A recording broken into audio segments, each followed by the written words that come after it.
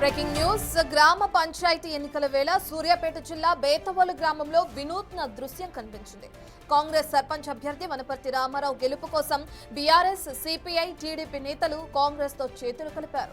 4 పార్టీల నాయకులు ప్రచారం నిర్వహించారు. పార్టీ భేదాలు పక్కన పెట్టి గ్రామాభివృద్ధి కోసం పనిచేయాలని కూడా వారు పిలుపునిచ్చారు. ఈ వినూత్న కలయిక నేతల ప్రచారం గ్రామస్తుల్లో చర్చనీయాంశంగా మారింది. ఈ అరుదైన ప్రచారం ఎన్నికల ఫలితాలపై ఎలాంటి ప్రభావం చూపుతోందోనన్న ఆసక్తి నెలకొంది.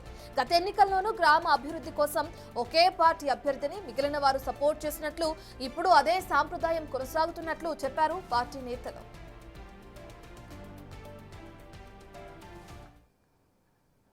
గతంలో 2014లో కాంగ్రెస్ పార్టీ ఆరోగ్య సిబిఐ పార్టీకి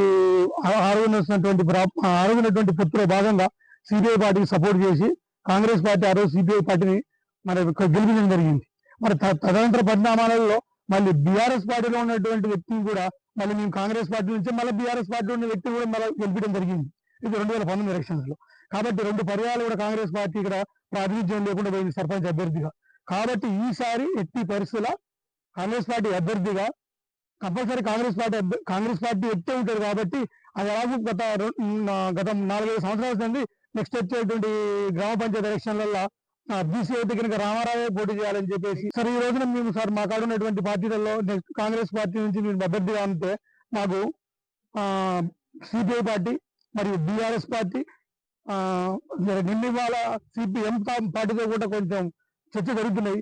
అది కూడా ఫలప్రదం అయితే ఈ 4 పార్టీలు కాంగ్రెస్ మరియు సిపిఐ, బీఆర్ఎస్ అండ్ సిపిఎం, మిత్రపక్ష టీడీపీ కూడా మాకు మద్దతు ఇవ్వడం జరిగింది.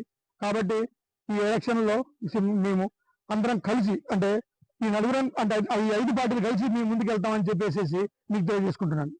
రేపు 14వ తారీఖు జరగబోయే గ్రామ పంచాయతీ ఎన్నికల్లో బేతవోలు గ్రామ పంచాయతీ సర్పంచ్ అభ్యర్థిగా వనపర్తి రామారావు గారిని అన్ని పార్టీలు ఏకమయ్యి